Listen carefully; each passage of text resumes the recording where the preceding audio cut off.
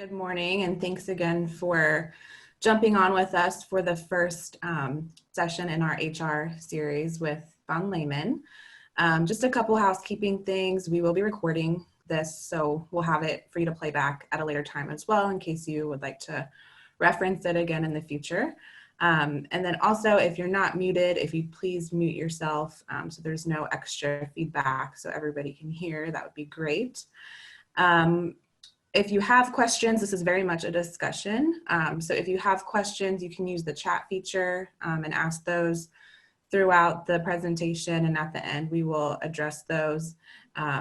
Or feel free to unmute yourself at the end and ask away. So we'll go ahead and get started. I will introduce the ladies from Von Lehman who will be presenting today. So we have Natalie Thompson and Erin Young.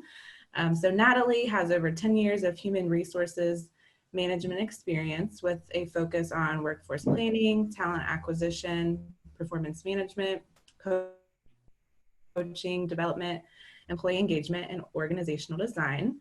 Natalie has worked with privately held for-profit companies, nonprofits, and the government in a variety of industries, including healthcare, manufacturing, construction, and professional services.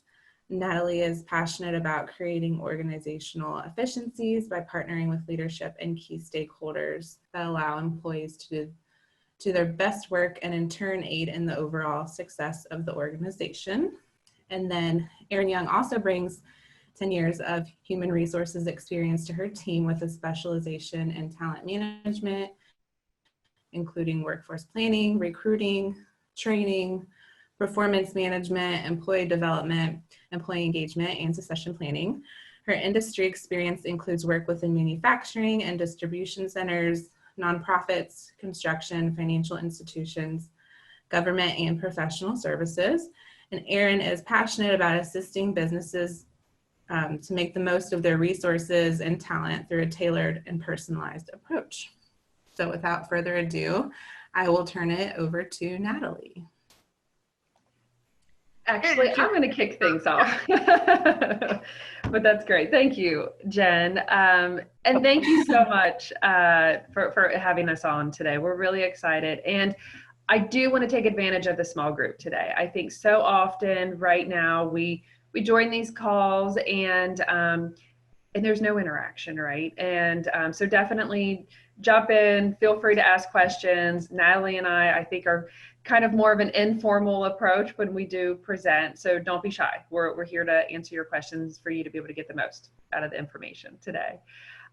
So, quickly today, our objectives is we want to be able to have you create that performance management process to align not only with what the behavior is for that individual employee, but then the goals and objectives of the organization.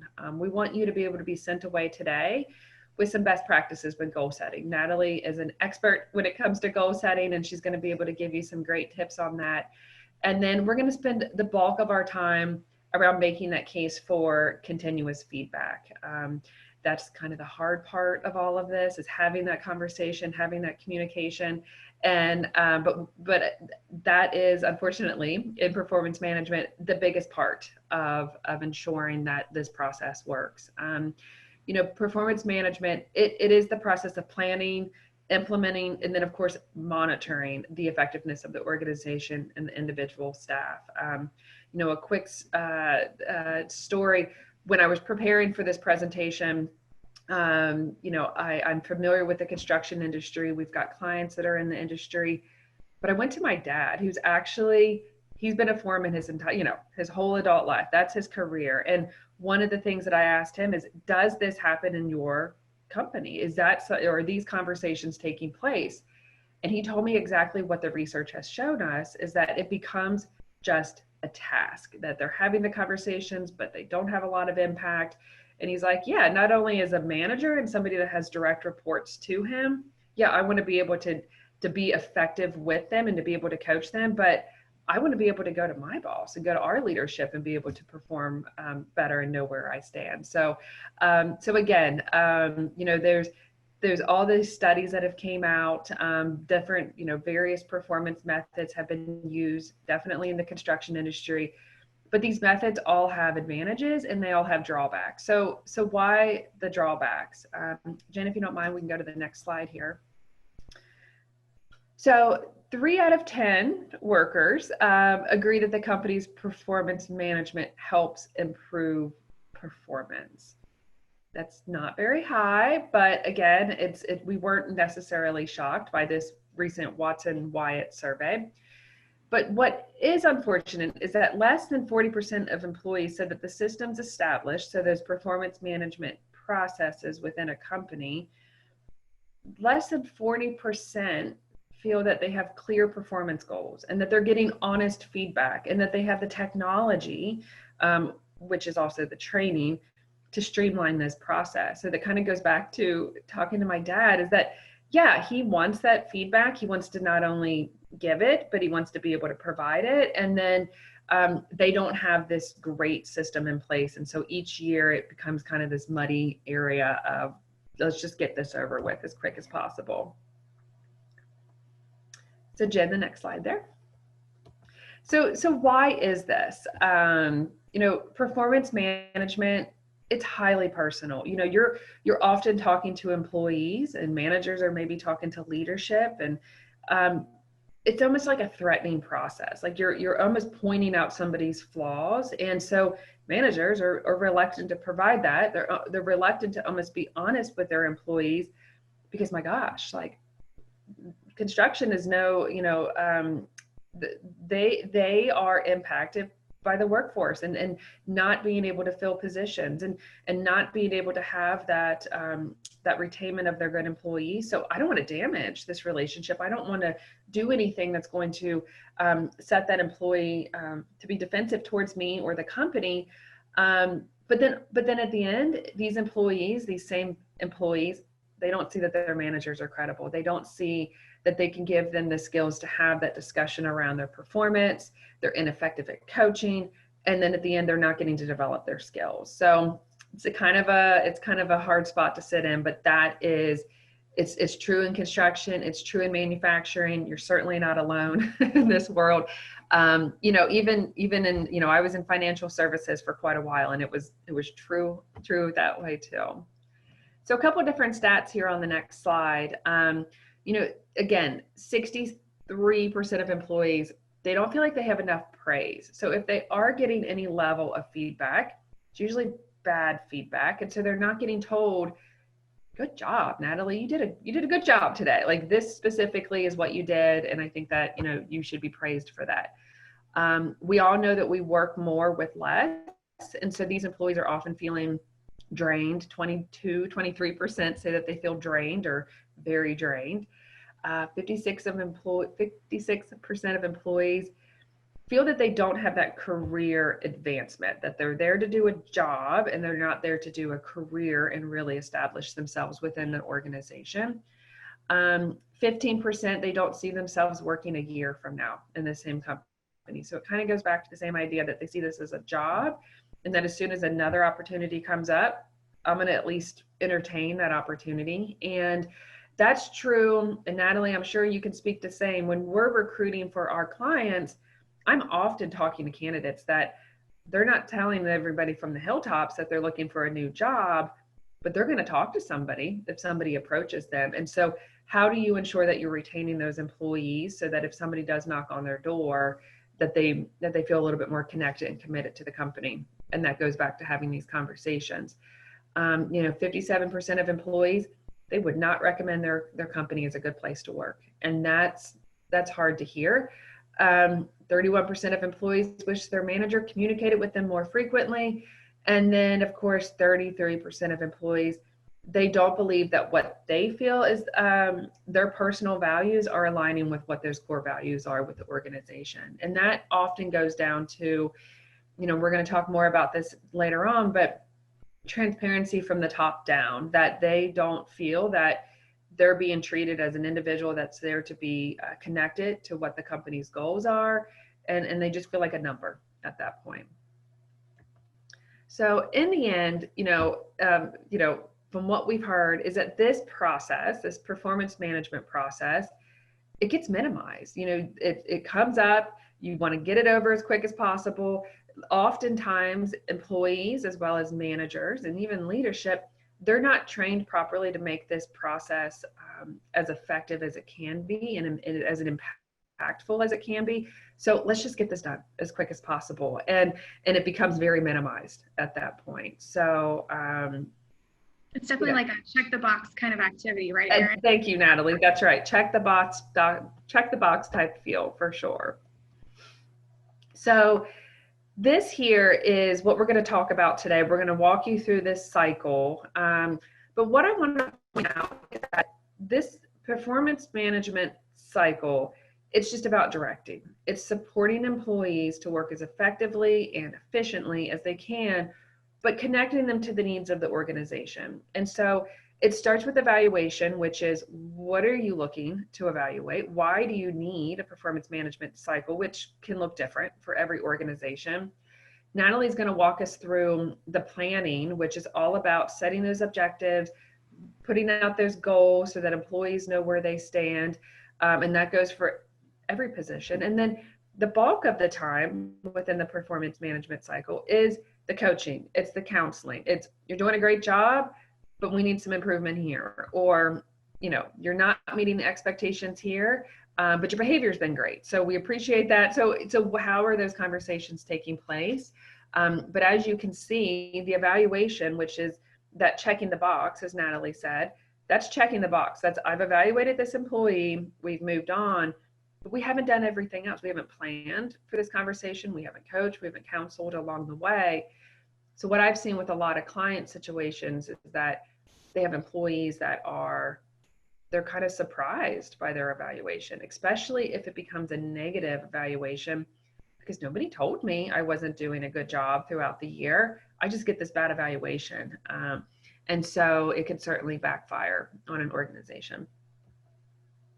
So starting with evaluation is, you know, we talked about, you know, ensuring that when you look at a performance management cycle, it's, what are the business needs? What are you needing to be evaluated? You know, many decisions have to be made in order to build this. I've got a client right now up in the Sharonville area, and they have about 75 employees. They've acquired a couple companies along the way. They're very employee centric. They want to make sure, it is manufacturing, but they said, we want to make sure that everybody on that production floor, everybody in an office, and everybody knows where they fit into this organization. And some of the questions, the exercises that we're going through right now are kind of discovery look and feel, because we need to figure out, well, what are you looking to get at the end of all of this? What is going to make sense for the organization, as far as what are you looking to evaluate? So we're going to do a quick poll, and I'm going to have Jen set that up for us. And this is a quick poll to say, where are you in this process, in this performance management process? You guys, just a quick moment, multiple choice, so not too difficult this morning. If you could just take a moment and give Natalie and I a feel of, where is your organization today with regards to this performance management cycle?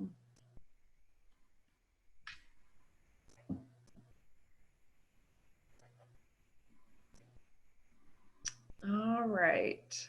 How are we looking, Jen? We have 5 folks who've answered, 6 now. So I think we're almost okay. 7.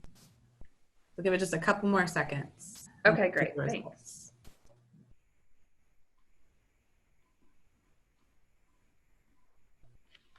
Okay, so where is your organization? 29%, that's great. We're proficient. We have ongoing and frequent performance discussions throughout the year, and we document those discussions. That's awesome. 43%, we're somewhat proficient, and we have a review process, but we only complete it that once a year. It's kind of a, take that folder out, we open it up, we have the discussion, we maybe put that folder back up until the next year. We talk about performance, but there's no formal plan. That's great. That's a great start, because you're having the conversations. And this doesn't have to be this super formalized task. So I think that that's a great spot. And I love it. Nobody said that they don't have any performance management or review process. So we're doing pretty good. Thank you so much for sharing where everybody is in their organization. So that's it. So we at this point, the question was, is this audience, are you introducing this process, or maybe overhauling could be a strong word for some in the room, but are you looking to look at your approach and see, is this the best approach? Do we have buy-in from the employees? Do we have buy-in from the managers? Are there training opportunities? Because if you are making any sort of changes, especially for those that answered, we have a process, we're having the discussions, but there isn't a formal process. If you were to implement this process, it's a reasonable concern that your employees are going to start to say, oh, but why? Why the change? Why are we making this adjustment? And, being able to communicate, again, effectively to the group to say, we want to be able to recognize your successes. We want to be able to understand what your career goals are with the organization. We want you to have that opportunity to have that conversation, prepare for that conversation. But we also have to be able to pinpoint where there's areas for improvement. One of the articles that we just put out here recently as a consulting team was employees have the skills, but of course, amid COVID, we have to look at our workforce if we've had to go through some sort of layoff, and how do we upskill some of our employees? So it's not to say that maybe somebody isn't meeting the expectations, but do we have opportunities to upskill our employees? And then of course, reduction in force. I'd be curious to know, and feel free to ask away if anybody here has had to have these discussions. Of course, given the pandemic and everything that we're facing, have you had to do that? And if you did, was it something that you were able to go back to that process, that performance management process, and kind of lean on to make those difficult decisions within the organization? I think one of the most important things is that don't try to have too many objectives. It's like trying to do too many things at one time, especially if it is more of a newer process for you, because it lacks focus, it lacks weight, and employees and the workforce often gets left with kind of we tried to do too much. This was too much. We had a client that had about 200 employees, a mixture of employees as well as managers. And the first year we just did leadership and managers. That was the first year within performance management. We didn't try to do everybody the first year. It was a completely new process for them. And then the next year, we now have managers that have gone through a year of it. Now let's introduce the employees into the process. And what we found is that phased-in approach really allowed for the company to adopt it and appreciate for the impact that it can be. But definitely, if you're making changes to your process, if you are creating a process, always considering, what the specific business needs are for that company, but then also the culture of the organization. Specifically in the construction field, we know that, considering, what are some of those highlighted areas that somebody needs to focus on when it comes to the expectations within an individual role or a department goal, but then also the behavior that relates to these. So specifically with, we've got construction safety, customer satisfaction, the projects that you're working on as an organization, but then considering that growth and training. So, with safety, it's, do you have employees that are following the measures that are in place? They're meeting those expectations, but then from a manager perspective, when you're evaluating the manager, is the manager ensuring that their employees are following these measures and that they too are setting those expectations? Same thing with customer satisfaction. How timely is an employee working with a customer, especially if there's an issue with a customer, if it's a budget, if it's a timeline? How is that customer service interaction taking place?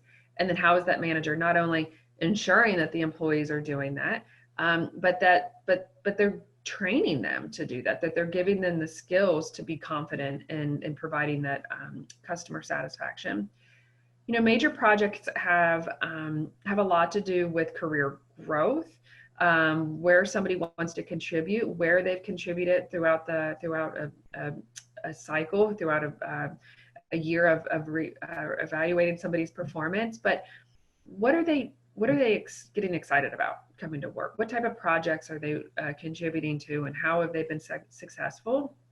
And then that ties into the growth and the training. So does your organization offer any sort of courses, certificates, any kind of development for that person? Is that offered? Is anybody coming forward and asking to participate in that? Have they maybe done some research on their own and said, hey, I really want to learn more about this. Is this something that the company can work with me on? And maybe the answer isn't always yes. You know, we have our own resources, our own cost to consider, but is that person taking forth that effort to learn more, to grow more? Because at the end of the day, and we're going to talk more about this in the feedback section, but it is the responsibility of the employee just as much as the manager to be involved in this process. It doesn't mean that the manager is constantly telling the employee about these growth opportunities, these training opportunities. You want to see that those employees are coming through and voicing what gets them excited. And that comes with setting these clear expectations, training the employees what we expect out of them as far as feedback is concerned, so that we can ensure that they're hitting the marks of what the organization needs. Let's see here, the next slide here. Okay, so this is interesting. We think about working with that employee. Maybe it's somebody that reports up to you, and they are really good at their job. They, you know, as far as rating them and how they're meeting the expectations of the job, they're doing a stellar job. But their behavior, they're a bad apple. They are hard to work with. They are, I see some nodding.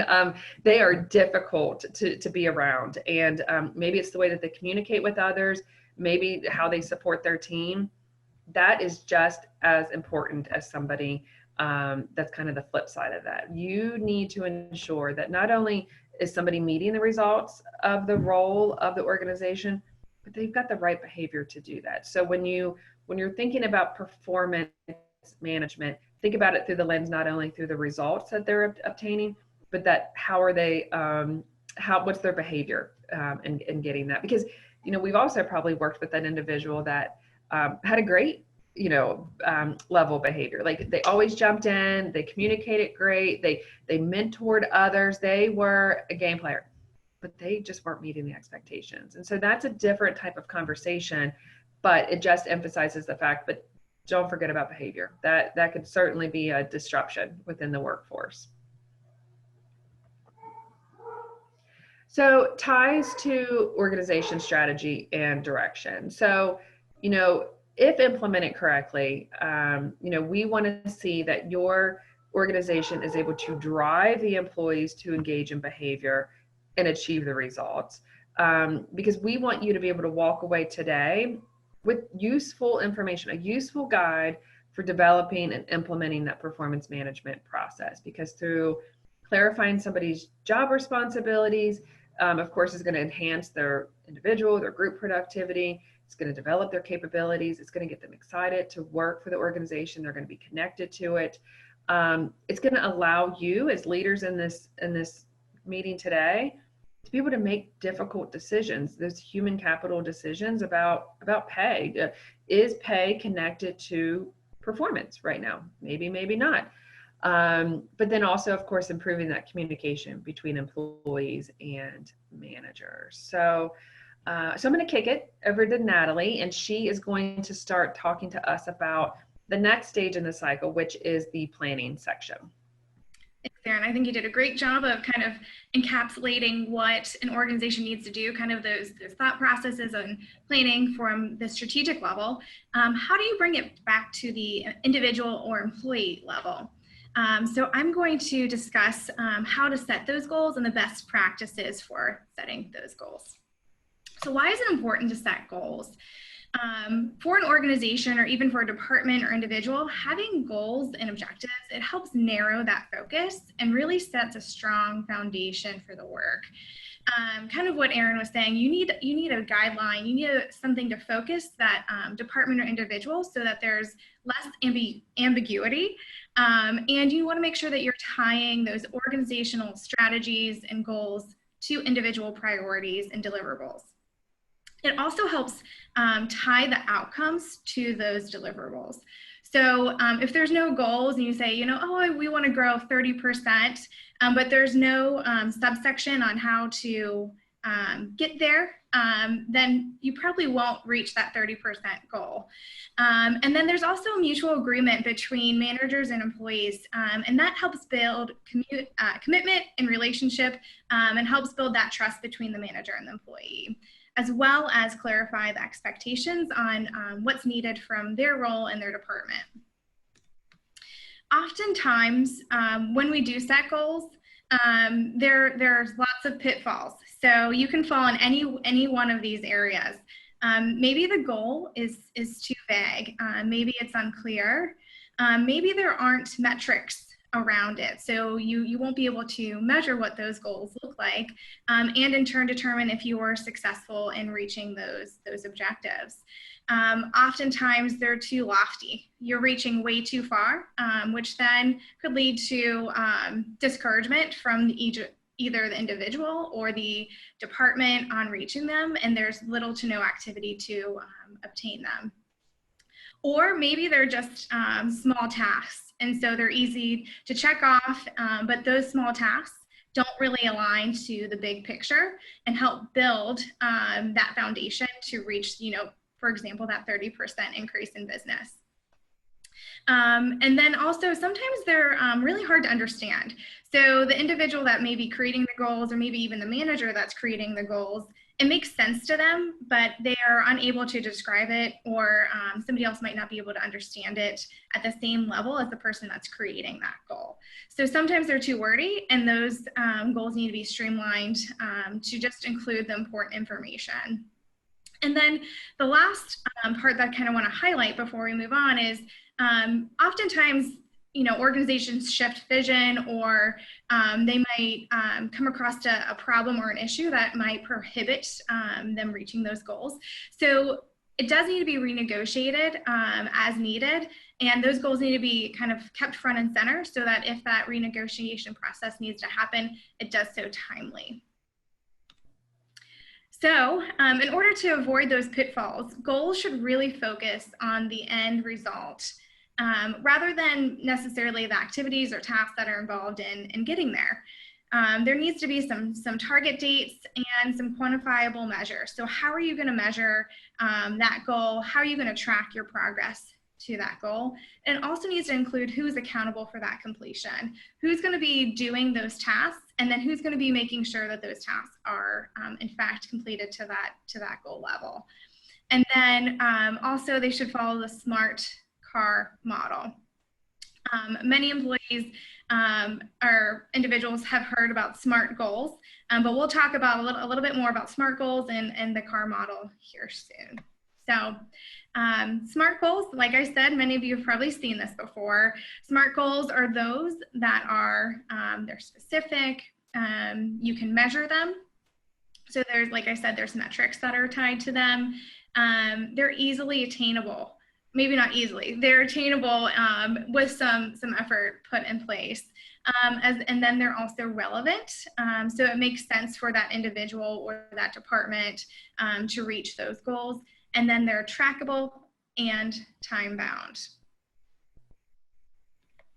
So for CAR goals, like I said, this will probably be new to you, but I think it's equally as important as the SMART aspect. So the CAR goals are clearly understood goals. Both the employee and the manager have the same understanding of the goal, and they're agreed upon mutually. So the employee and manager discuss what that goal is, and they reach agreement. And then lastly, it's renegotiated when necessary.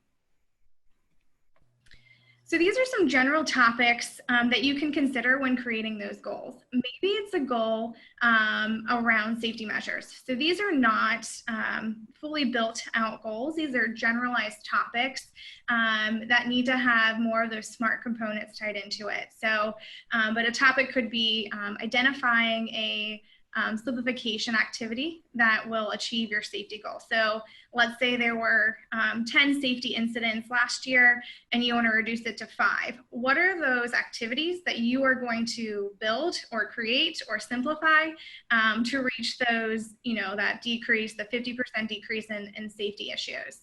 When it comes to profitability and growth, what are some ways that you can identify some costs to decrease? Maybe it's a different subcontractor that you use, or different vendors for materials, or suppliers for materials. How are you going to identify that?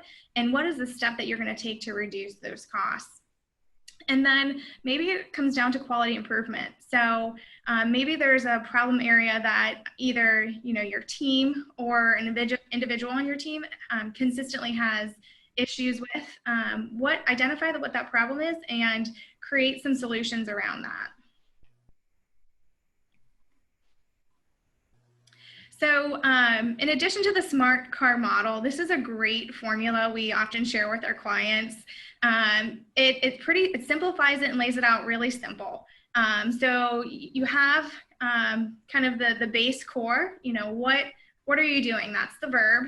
How much of it are you going to do and how are you going to do it? So that's kind of the quantity and the subject.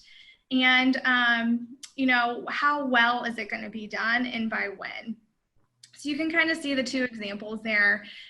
So these would be my goals, to complete 2 new assessments with existing clients each quarter. So it's clearly stated, anybody can understand it. My manager's in agreement with it, and it's trackable, time bound, it's relevant, and it's attainable, and it's specific. The other one would be to deliver 98% of projects on time each quarter. So it's a really great tool to simplify and use when creating those goals. So now we're actually going to take some time to practice. You have taken time out of your day to be here with us, and we're so happy and glad for it. So we want to make this useful and practical for you. So we're actually going to take about five or so minutes to practice. So I want you to think about 2 goals for yourself or for your department for the next quarter, half year, or even year, whatever makes sense for you and your team. And I want you to write them in the SMART car format. And then you can see at the bottom, it has that equation there for you. So go ahead and take about 5 minutes to write out 2 goals. They could be goals that you've already created for 2020 and you just need to revise in the SMART car format, or they could be completely 2 new goals. So everyone go ahead and take about 5 minutes to do this on your own.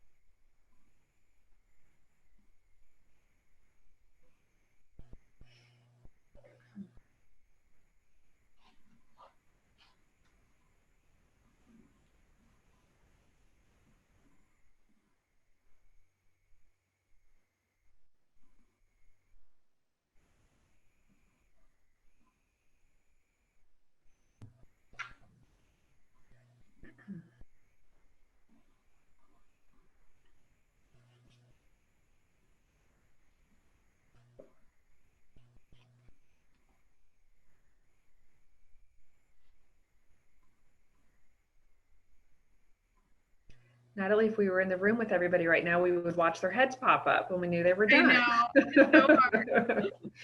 We don't get that anymore.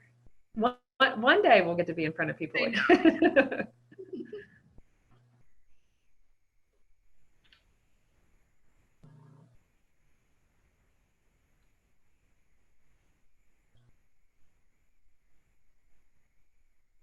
Do you think we need 5 minutes? What are your thoughts? Why don't we give it, yeah, probably not 5. We'll give it maybe 2 more minutes. Okay. I can see some people, the people I do see, it looks like they have completed their goals. Okay, perfect. You can start to use the reactions of the thumbs up because that's how we communicate now with one another.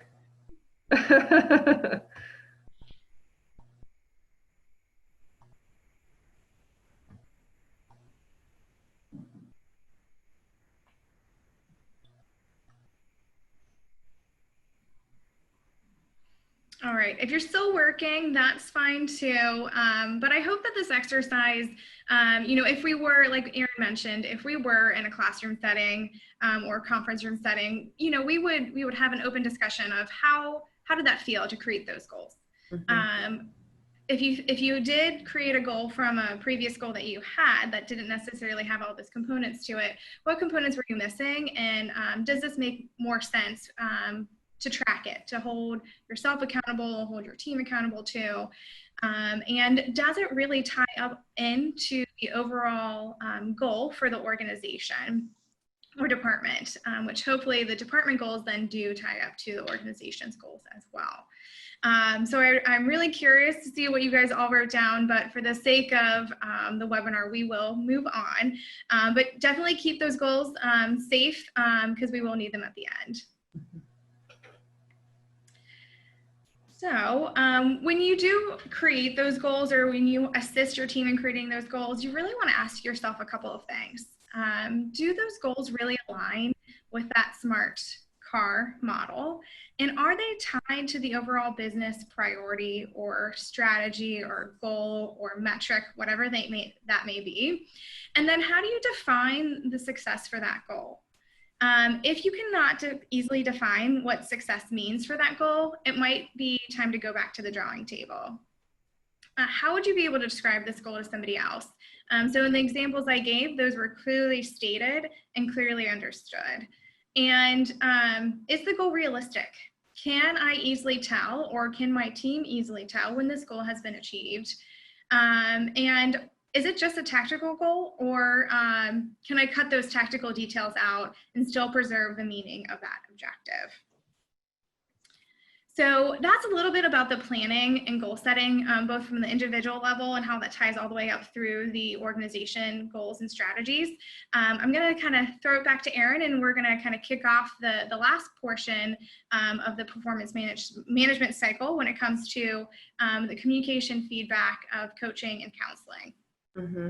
You know what, Natalie, as I'm knowing that everybody's writing these goals, and it's hard, right? You're putting them in, you're plugging and playing them into this formula, which is super handy to take away. Part of our presenting with this group is that we want to be able to support you and not just present and then walk away. So don't hesitate that even afterwards, like, give us a call and just say, these are the goals that the company has outlined. Maybe these are some old goals that we've been using for a while based off this particular position. Give us a call. Like, I mean, it's often that I'll go to Natalie and just say, shoot holes in this for me. Like, I feel like I've done a good job, but tell me otherwise. And so don't hesitate to pick up the phone and give us a call. We'd be more than happy to follow up with each one of you with what that means to create these goals. So thank you, Natalie. So we're going to talk about feedback, right? And what that means, how that impacts the performance management cycle. And it's as the cycle is, we had seen that circle of evaluating, planning, and then the counseling and coaching. This is the bulk of the process. And this is something that is most often not happening. Through the first poll question, it sounds that there are conversations that are taking place, which is awesome. But how often and how constructive are they, and are we ensuring that we're praising at the same time? And so, given COVID, right? So we can't ever erase that. But before COVID, giving feedback was hard, and now it's even more complicated because maybe we're not face to face with folks as much, or, you're just there to do a job and get out, and we're all following under these different measures. And so it's so important, but yes, it's so hard. And so why don't we do it? We don't do it because it's awkward and it makes us feel vulnerable. Sometimes you can pass the responsibility to somebody else that, somebody else will tell Natalie about, so it's somebody else will take that pull for me. Maybe you don't have the answers. Maybe as the employee to the manager, or the manager to the employee, is that you're going into a conversation and you don't know how that other person's going to react. And you get all this in your mind of, oh, I don't have all the answers, and that's okay. Quite simply, I'm not good at it. I don't think it's going to change anything. We hear that a lot, where I'll have a client come to me and say, this person has worked here for years and they're a good employee, but I want to provide them this feedback, but it's not going to change anything. They are who they are. So why do I push that? Again, you don't want to damage that relationship. I'm concerned how that person's going to react, and I don't have time. It's hard to get out of that mode of working in the business and being able to step back and say, okay, I want to work on the business. And this is working on the business. It's working with employees from an outside in. It's talking to them about their interaction or their day-to-day, but it's working on the kind of a bigger picture at this point. So definitely making time is hard, but yes, it's definitely really important. So we know it's hard, but why? Why do we need to do it? And it drives that performance that we've talked about today. If it's setting a goal, if it's looking at somebody's individual success, feedback is what's going to get them. It's connecting them to their goals. It's connecting them to how they're doing within the company. And transparency. We don't want anyone to ever be shocked by the feedback that they're getting. They should know when they're doing a good job, if they're being told or not, and they should know when they're not meeting those expectations, if they're being told or not. But transparency is huge, especially from, again, the leadership down to that employee, to be able to connect them and build those relationships. We're talking about integrity. We're talking about ensuring that that person knows that they can have that conversation. And again, we're going to watch a fun video here in a moment, but 65% of employees, they want more feedback. They want to know how they're going about their day-to-day. And, Natalie's going to take us through what it means to be constructive versus positive. And probably all of us on the call can say, well, we probably, when we do give feedback sometimes has this negative undertone to it, that it's always going to be bad. And that's constructive. We want to be able to have those conversations too, but having that energy to have positive conversations are just as impactful. And Erin, if you don't mind me chiming in, I just want to call out attention to 65% of employees want more feedback. The majority of your employees want to hear more from you. They want to hear how they're doing, even if it isn't always positive. Because what we know when working with our clients and through research is that employees do come to work and they do want to do good work. Nobody comes to work and says, oh, I'm not going to be here today. I hope my work is terrible. That buildup of anxiety and anxiousness when providing that feedback doesn't necessarily always need to be there, because we have to understand that the majority of our employees and our team, they want that feedback. Mm-hmm. That's right. Thank you, Natalie. That's definitely spot on. But what happens when we don't get feedback? Have we ever been in a spot when someone didn't give feedback, somebody wasn't told how they were doing on their job? What happens next? I've got a situation that I'm working through right now where the employee has been there. She's been there for a couple years. She's kind of subpar in her performance, but nobody's really said anything to her about it. And so she goes about her day to day and she performs her job.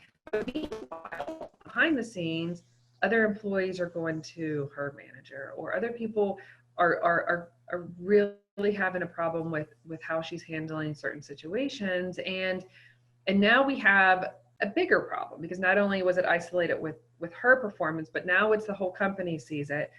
And now something big has happened, and we are putting out a fire at this point. Had the conversation taken place in the very beginning, probably about a year ago, this would have been a smaller problem, and this crisis that we're facing today would have certainly been avoided. This happens often when,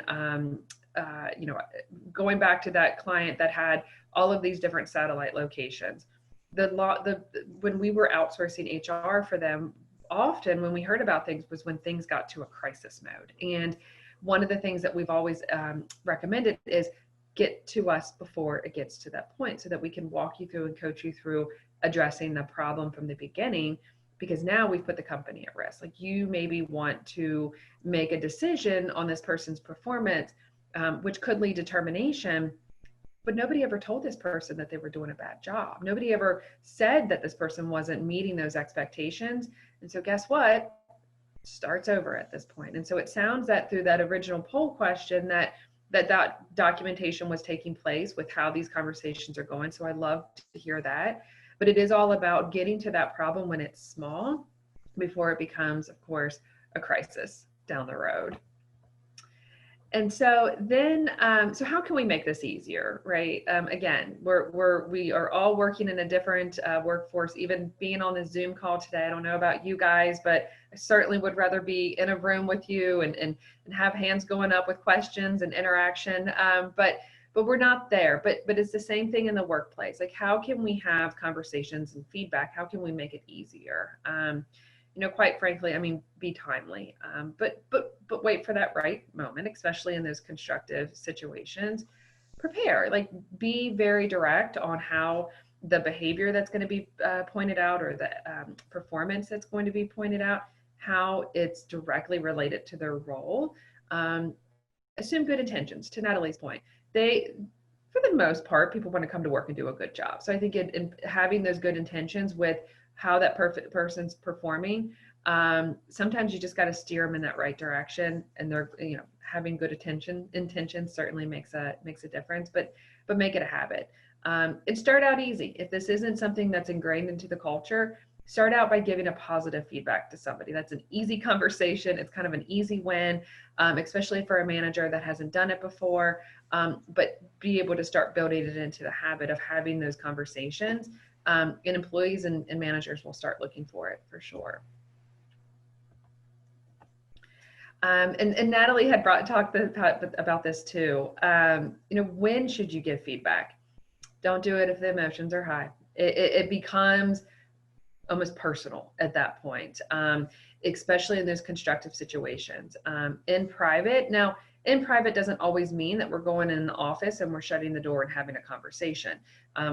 We know that that's not what your workforce always looks like. You might have some people that are in an office setting, but you also have people on a job site. So how can you do it in private? And sometimes it means just stepping to the side without making a bigger deal of it, but ensure that you're being as discreet as you can, so that you are showing empathy and that this person doesn't feel threatened and kind of bring their guard down a little bit. Your motive in all of this with feedback is that you are pointing somebody in the direction to be successful in the company, especially during performance issues, is that when you're catching that somebody isn't meeting those expectations, before you make any decisions about that person's employment with the company, you got to point them in the direction to be successful. You've got to minimize that risk as an organization to say, we did everything we could for Susie to get her pointed in the direction to be successful, and we couldn't do it. And so that's why we had to make this decision about her employment. But you keep personal situations out of it. You stay focused on that performance, and you'll be able to give the feedback that's needed and timely. So we're going to jump to a quick video next. Take a moment to watch this, and then we'll debrief. What's up, Lawrence? What can we do for you? Just thought I'd swing by, see what's up, see if you guys had any feedback about my woo-woo pitch? Yeah, I know the part of the presentation about my front user implementation wasn't as fully fleshed out as I would have hoped, but I had some additional ideas that I would love to share with you guys. No, we thought that part was good. Yeah, there was some really interesting stuff in there. So, if you guys don't have any additional thoughts? If anything, maybe some privacy concerns, but take it or leave it. Oh, okay. Good to know. We really want to encourage you to keep the ideas coming. We love having your perspective and your energy around here. And you bring a lot to the team. You're doing great. We can't wait for Lawrence 2.0.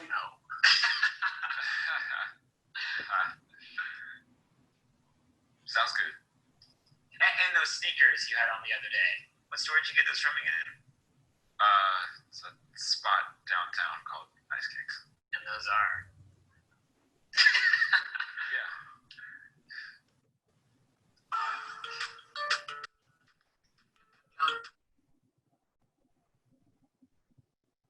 All right.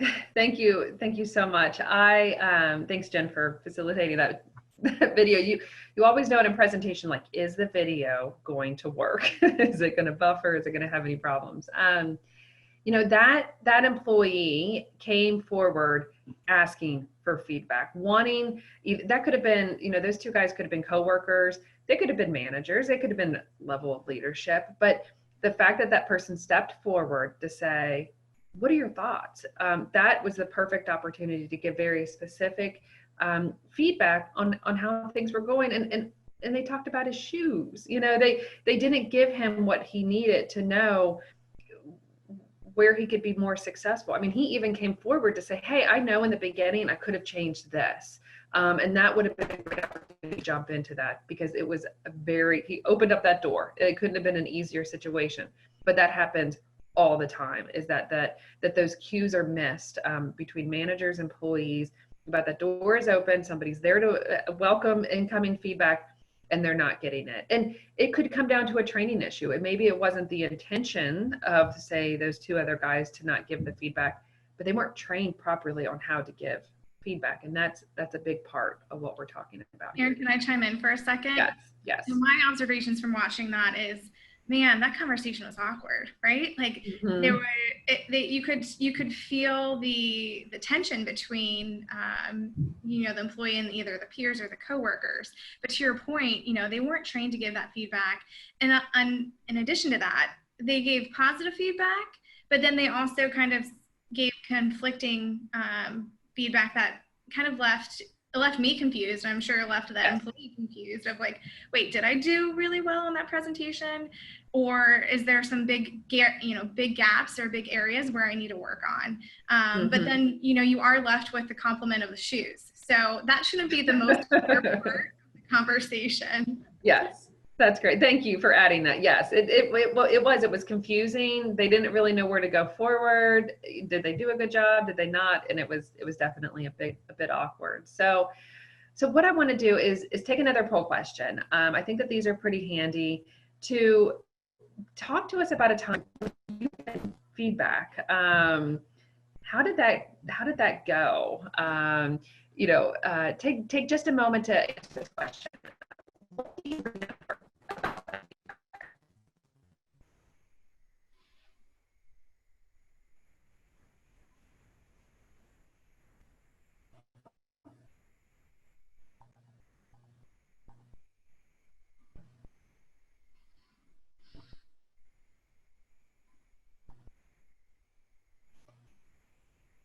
All right, Jen, how we doing? We have 3 responses. Okay. 4. All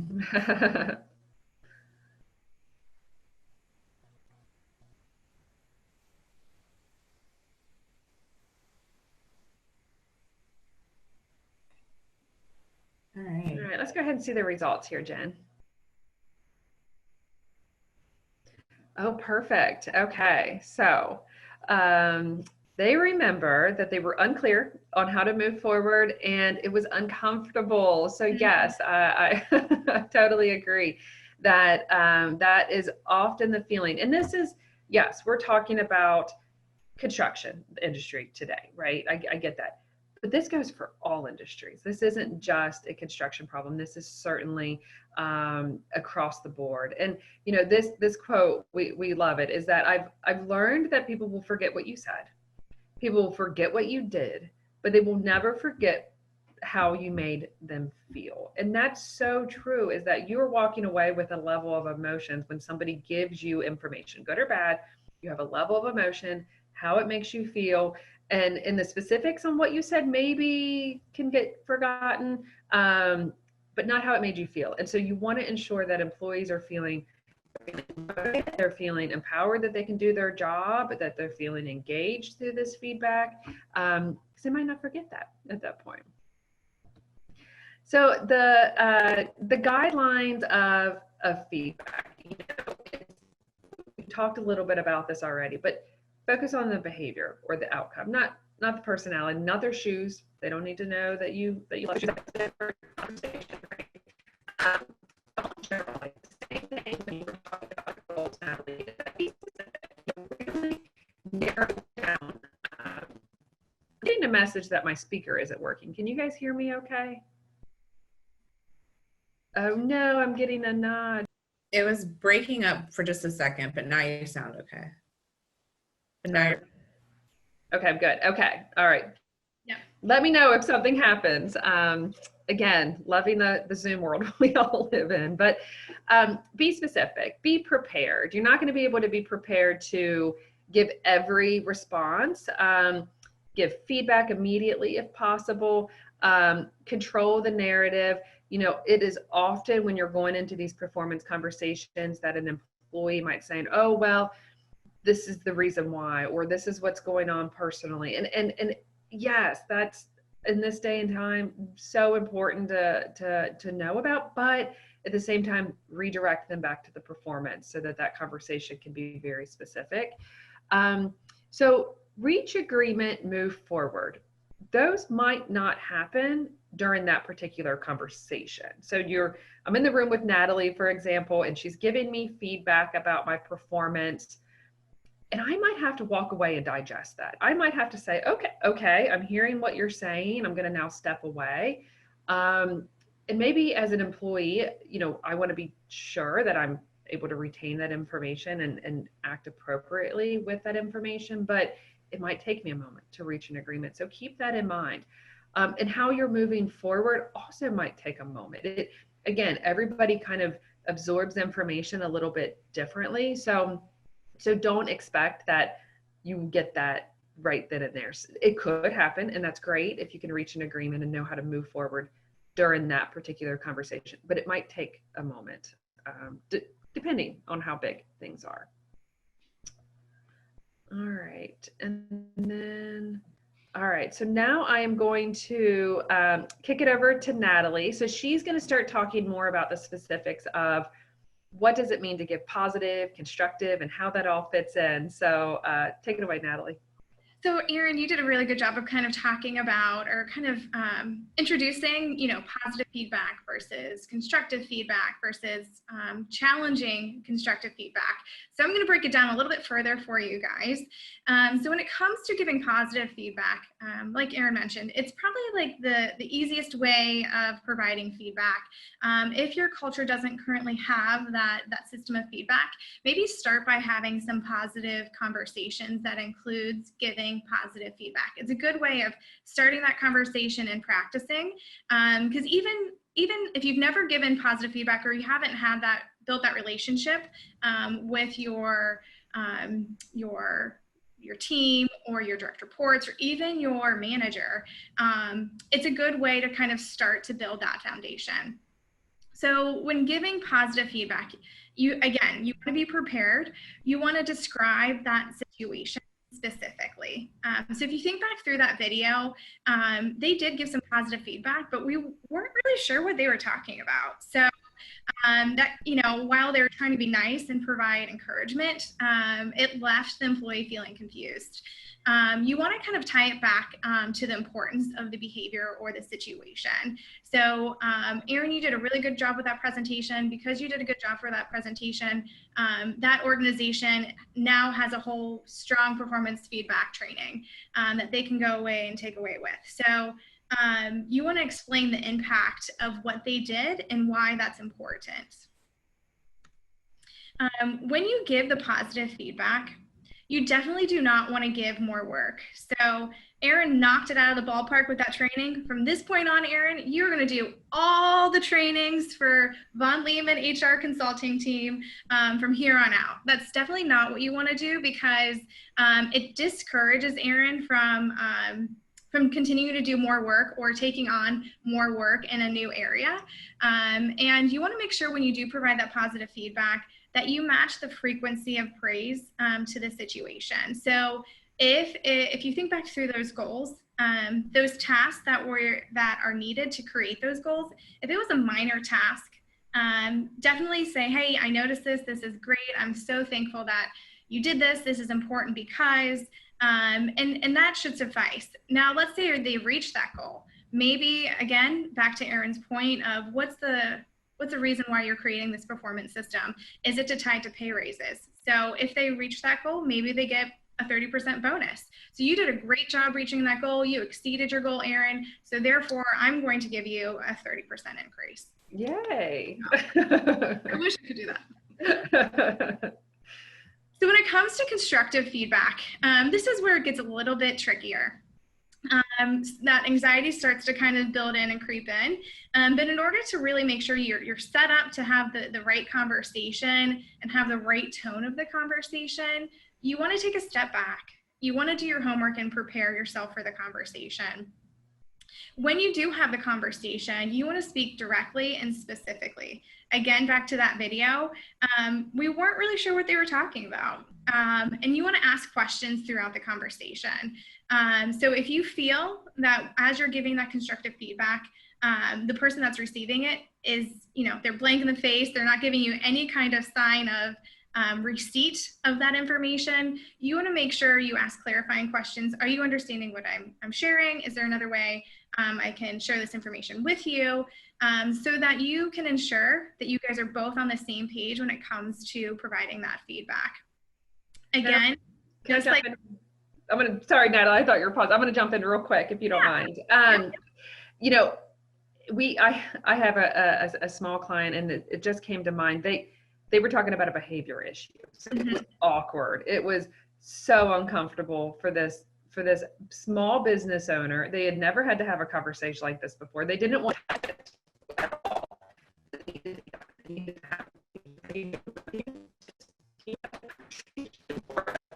didn't. It needed to come from them.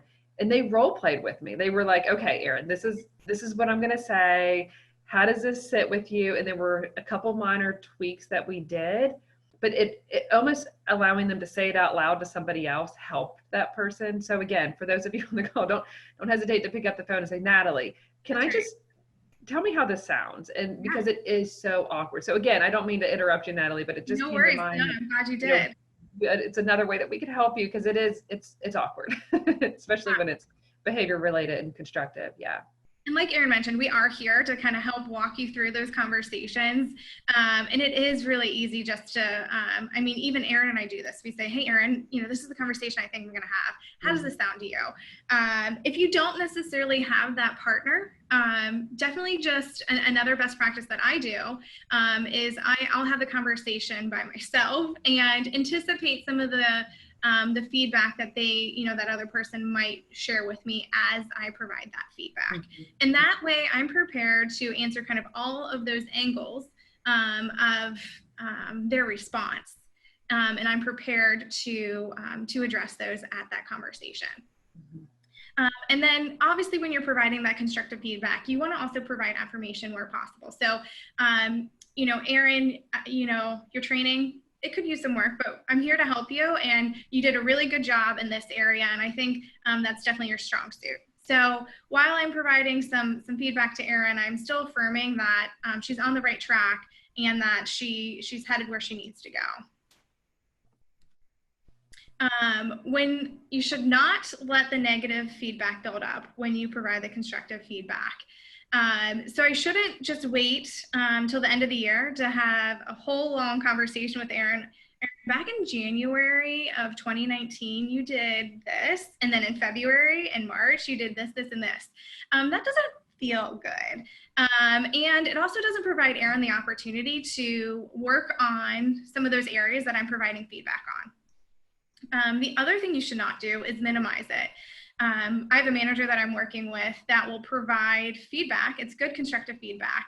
But at the end of the conversation, they'll say, it's not a big deal. Don't worry about it. Don't stress about it. It's not a big deal. So they'll put those taglines on it to make it a little bit easier to share that feedback. But it really kind of confuses the message for the recipient. Very similar to kind of what Erin already addressed for the general guidelines is you should have these discussions in private. So maybe if you're on the job site, maybe it's just stepping 10 feet away from the work site and having a brief 5-minute conversation. Yes, you're out in the open, but nobody's really, paying attention or listening in on that conversation. Or if you are in an office setting, maybe it is, running out to lunch real quick and having, a brief 30-minute conversation over lunch. And you also want to send the person off focused on how to move forward. And again, you want to express that support. So the dirt sandwich, I always like to call this the positive cookie too. You might have heard about this or might have even practiced this before, but it's where you provide positive feedback in front of or before negative feedback, and then you close with that positive feedback. So that could look like, hey Erin, your shirt, I love it, looks great today. But that Excel spreadsheet that you sent me yesterday, it's terrible, incorrect, all the equations are wrong, but I really like your hair. So all of that just, it doesn't really feel right, it doesn't sit right for anybody, but people do that because it's a lot easier for the person giving feedback to provide it that way. But Erin, was that awkward for you, or did you think, geez, Natalie, what's going on there? I would probably leave confused. Yes. Well, wait a minute. Tell me more about the Excel piece. Like, Right. What's going on? Yeah. Right. Exactly. And then Erin will start to believe that my compliments are superficial and they're not real. So that's going to over time degrade our relationship that we've already built. And it leads to mistrust. So definitely not a good way to start a conversation or have a constructive conversation with either one of your peer colleagues or direct reports. So for challenging conversations, again, this is kind of where you're going to be providing constructive feedback. But when you do that, there's a heightened sense of anxiety or worry around sharing that feedback with the recipient. So you believe there could be conflict or disagreement when that feedback is given. The example that I gave about the manager that says, oh, don't worry about it. He will wait to have conversations and then get really anxious when providing that feedback. And so he's coming into that conversation charged. So if you think, somebody coming in charged and somebody's here waiting, they're going to start charging too. And that conversation probably isn't going to go very well. He's going to be sharing information that probably, he's not sharing the best method, and the recipient is not going to receive it and be defensive. So things you should practice. You want to acknowledge your own emotions. So even if you are feeling anxious, maybe taking some time away, step aside, gather your emotions and acknowledge why you're feeling anxious and prepare yourself for the conversation. If you're prepared, maybe that anxiety around having that conversation will lessen. And then in the conversation, you want to acknowledge observable behaviors, and you also really want to make sure you're empathizing. Again, it's best to have those challenging conversations in a private setting, potentially, again, maybe going to offsite to lunch or, off the work site. And you want to make sure It's repeatable, and it kind of reduces the need for feedback. So if you're only having challenging conversations, you're not building that solid foundation for feedback. And anytime, if I only go to Erin for challenging conversations, if I say, hey, Erin, let's go to lunch, she's going to be like, oh, not again. What are we going to have to talk about again? Mm-hmm. So if those conversations are more balanced and more regular and more frequent, those challenging conversations will happen less and less. Again, you kind of want to vary the topics when you are providing the feedback. You want to balance the message. So if you are providing constructive feedback, maybe temper it with some positive feedback, but definitely don't do the dirt sandwich. And especially during this time of COVID, you know, definitely you can use email to stay on the same page, but we really recommend maybe even FaceTime calls or phone calls to really gauge how your employees and your coworkers and peers are doing and feeling. So to kind of wrap up the feedback and coaching section, you really want to make sure you're an active participant, and you want to fight through that discomfort. Thinking back through that poll, you know, all of those feedback conversations, you guys said, the majority of you said that feedback conversation was really uncomfortable. So make sure you fight through that discomfort and give feedback anyway, and be open to receiving it as well. And then during that conversation, maybe agree to do one thing differently, so that when you both return to the work site, that work site's changed a little bit for the good. So Jen, if you want to pull up the next slide or the next poll. We want to know, you know, we covered a lot today. So we want to know, what is your action? What are you going to bring back to your organization? Is it to bring attention to top leaders about the importance of organizational goals? Do you want to make sure you can tie the organizational goals to your department goals and individual performance management systems? Or do you want to possibly update current goals using the SMART card formula? Or potentially apply feedback methods to conversations held in the near future. So we just want to know, what's your plan? I know we covered a lot of information, but think about maybe 1 or 2 items that you really want to kind of bring back to your work day and your work week. We have about half of the group who's All answered, right. so we'll give it a couple more seconds. Great.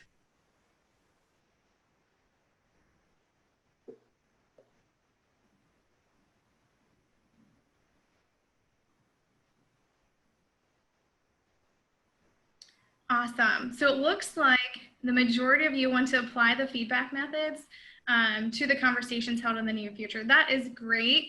And as we talked about, you know, the feedback is the most important part, or the part that takes the most amount of effort in building that performance management system. So I'm so pleased to see that you guys are going to start applying those methods.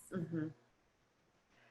You know, Natalie, too, to add to that, I agree. I think that having that 80% of you want to take that awkwardness out of having these conversations, or taking that level of not being comfortable, or by positive feedback as well as, you know, constructive feedback is huge. But, you know, it's funny, this, when we were putting together this presentation,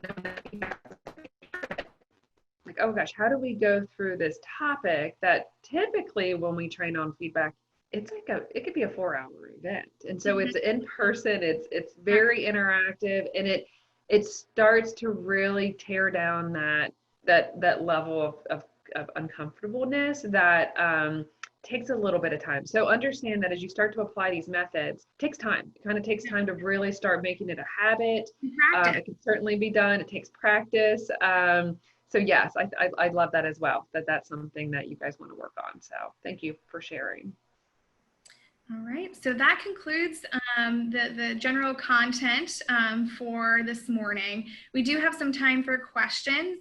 Jen, did anybody send through questions through the chat? I do have a couple questions, and I'll go ahead and read those to you, and you guys can decide who will answer. But if you do have any more questions, if you want to drop those in the chat box, we can address those as well.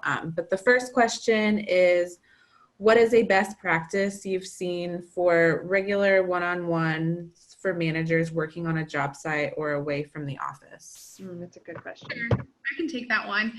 So, it's not a one size fit all best practice. It really depends on what your work culture is and kind of where your work is. So if you are on a job site with your team 5 days a week, maybe it's smaller 5-minute conversations every day with each employee. If you're maybe on the job site with your team only a couple days a week, let's say 3 days a week, maybe it's a 30-minute conversation once a week. If you're in the office, maybe it's a 1-hour conversation once a week or every other week, depending on that level of responsibility, the goals and the planning that needs to happen. So it's not a one size fits all. It really comes down to your work culture and how you can fit those conversations in without fully disturbing the work, but still supporting the work and your employees. Mm-hmm.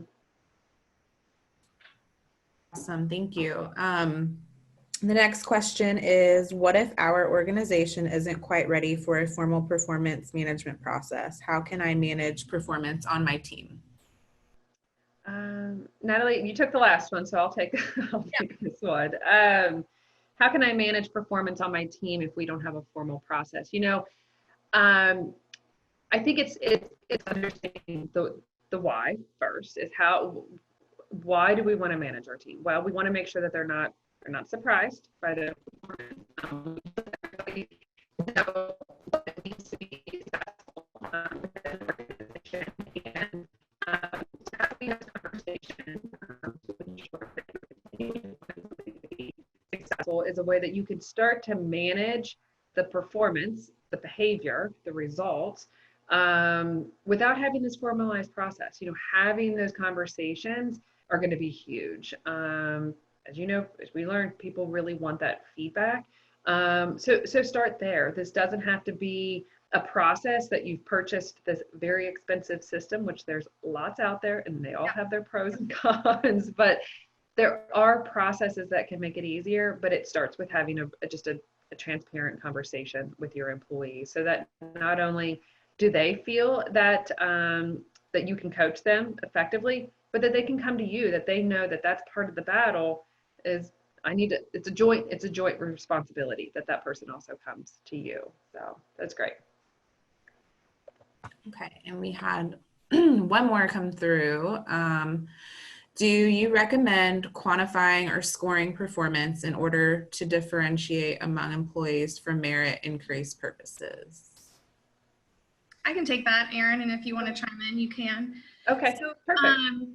I think it just depends on the organization. Again, what is your culture? What are you trying to achieve with your performance evaluations? I will say we do temper using a scoring method or quantifying scoring because we want to make sure that if you are using that type of method and evaluation, that you're doing it correctly. So oftentimes what we've seen with clients is they might have a 1 to 5 scale or 1 to 3 scale, but everybody gets a 3 or everybody gets a 2 or everybody's meeting expectations because again, this is a check the box kind of activity, and managers and employees don't want to have that uncomfortable conversation, and it's only done once a year. Mm-hmm.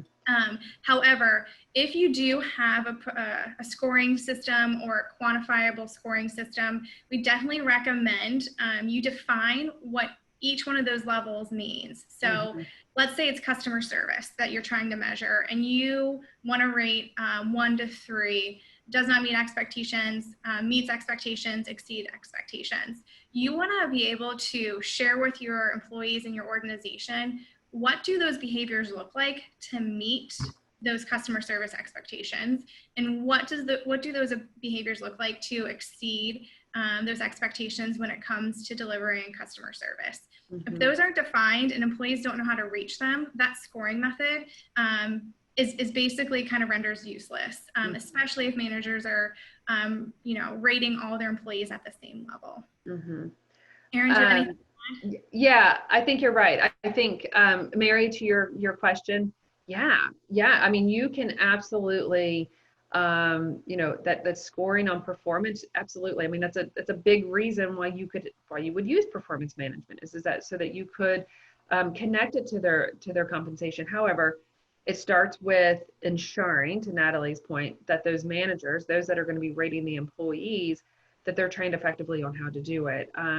You have those of you on the call might have heard the halo effect or even the horn effect, where halo effect is that maybe it's something personally, I like Natalie, right? Like, and so I'm a friend outside of work, and we do things together as a family. So that's a halo effect, right? Like, I'm not gonna not score Natalie well, but then you have the horn effect. Maybe you have a manager that sees a particular employee with not the same view as I would see Natalie. And so how do you ensure that you're going to differentiate that manager is trained appropriately? And it absolutely can be done. So yes, I would love to see that a company is there.